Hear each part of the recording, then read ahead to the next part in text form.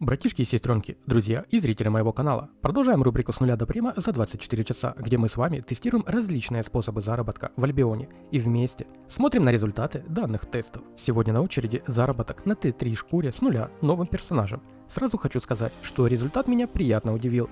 Собираем в сете собирателя. Из оружия я выделял то, что позволит нам собирать много мобов и сразу же заливать уроном по площади такие парики мобов. Поскольку у нас мобы 3-4 тира, то и заливаться они будут довольно быстро, без особого вреда здоровью нашего персонажа. Остановился на большом огненном посохе, как одном из довольно эффективных видов оружия для этих целей, за счет его Е-способности столб огня, что наносит урон на большой площади, а благодаря 50% сокращению времени восстановления способности при попадании, мы можем кастовать ее каждые 7 секунд. Из пассивных способностей использовал энергичность, чтобы по энергии не проседать. На Q использовал пылающее поле, что поджигает землю в радиусе и будет радовать нас жарким после сбора шкуры. На W использовал взрыв пламени, что позволит нам наносить урон по площади и в зависимости от ситуации кастовать на себя, ускоряя себя, либо на противника, нанося дополнительный урон. А благодаря способности животный яд, что будет давать нам куртка охотника, мы сможем подхиливать себя и наносить высокий урон по животным. На голову ставим себе либо капкан, либо блок для сейва, в зависимости от предпочтений и вашего стиля игры. На ноги я ставил омолаживающую пробежку для подхила. Все пассивки в сете собирателя дадут нам бонус к собирательству. Из еды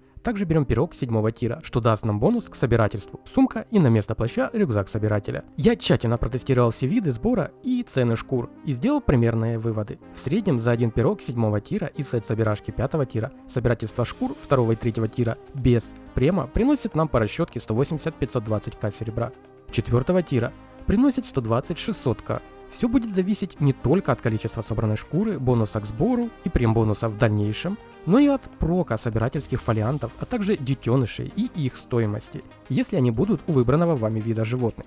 Т5 кожа приносит в среднем 200-700к серебра, максимальное значение при проке фолианта и детенышей. Конечно же, с учетом заполнения журналов 4 и 5 тира. Всем позитивного времени суток. Вы на канале EvolveLove, устраивайтесь поудобнее и мы начинаем.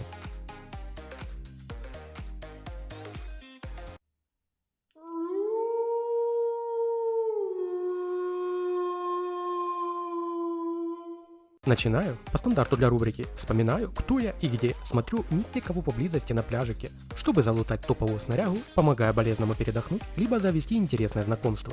Обломавшись и поняв, что я не в той игре, решил отправиться к смотрителю маяка. Увидев бородатого мужика, окончательно осознал суровую реальность. Закупился мулами по стандарту и отправился покорять большую землю, начав свой великий поход с города Бриджвач, поскольку решил стать шкуродером, ака второе пришествие Буффало Билла, только для фауны Альбиона, приняв волевое решение зарабатывать еще и на детенышах оленей и быстрокогтей. По прибытии на Королевский континент можно отказаться от выполнения стартовых заданий журнала Альбиона, а можно взять что-то из указанного. Я остаюсь при своем, и для меня раздел авантюриста самое то, чтобы создать стартовый капитал. Продаю мулов по 6к в стартовом городе, выставляя заказ поштучно. И не смог удержаться от быстрого создания стартового капитала на перепродаже ножей 3 и 4 тиров, закупая их в других городах по 1-2к и продавая Т3 в бридже по 49 990, а Т4 по 6к+, что и позволило мне закупать Т4 сет собирателя и бычка 5 тира для перевозок между городами, а для сбора фракционного вепря с города Люмхурст 5 тира. Сет собирателя 4 тира открыл на 2 часах и 51 минуте игры, после чего решил закупить сет и сделать первую перевозку для перекрафта всего добытого в Матлэб. Ведь там бонус к перекрафту кожи. Мне еще и повезло с бонусом ежедневной активности на шкуру, что увеличило мой возврат ресурсов. Делал я такие перевозки еще трижды, а после открыл крафт кожаных предметов 3 тира на всякий случай и вывез все в Корлеон. Ведь по сравнению с городами Королевского континента, где за стак кожи Т3 из 999 штук мы получаем в среднем 230-260к чистого серебра, там мы получим 411 тысяч и выше чистого серебра со всеми вычетами налогов. Аукцион черного рынка поглощает по 2 стака в течение 1-5 часов, смотря по сколько мы выставляем и как сильно нас демпят. Я показываю лишь на примере моего персонажа. Стоит вам так поступать или нет, решать только вам. Подробно о перевозках в Корлеон по ссылочке в описании, где мы с вами зарабатывали на прем с нуля на перевозках в Корлеон. На всякий случай еще и скрафтил себе шлемов наемника 3 тира из 1 стака кожи и выставил все на продажу в долгую, а часть продал сразу, создав себе таким образом капитал в 3 ляма. и товар, что продавался на аукционах. Я отправился собирашкать дальше. В процессе, открыв себе 5-й тир сета собирателя, я сразу взял флаг фракций, как только приехал в город, и собирал под ним для получения дополнительной награды через покупку сердец фракции. И периодически закупал сердца, когда ездил в Мартло. Фракция дает иммунитет гангерам и веселым тролляшкам, что пробуют свои силы в ПВП, часто мешая вам собирать. Но вместе с тем, во время фракционных атак других городов, нас будут ловить другие фракции.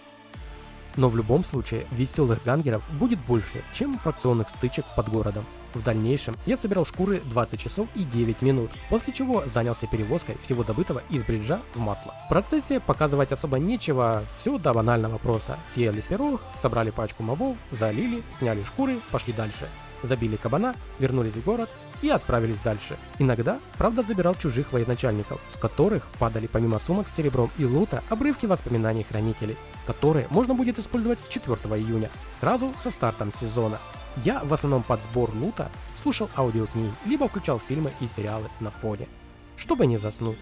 Спасало то, что нужно убивать мобов перед разделкой, а иначе совсем печаль беда была бы. Касательно информации для новичков, все необходимые материалы по теме вы найдете в роликах по ссылочкам в описании. Из полезного для старта. В обучении все покажут и расскажут, но основные моменты я повторю. Для прокачки свежевателя нам нужно иметь при себе нож свежевателя. Собирая шкуру с животных, мы будем получать славу, что будет идти в мастерке, и по мере заполнения шкалы мы будем открывать доступ к новым уровням инструментов. Нож свежевателя позволяет нам собирать кожу, равную инструменту, и обычную кожу на один тир выше. К примеру, нож собирателя 4 тира может собирать всю шкуру 4 тира, включая зачарованную, и 5-й тир, но только обычную.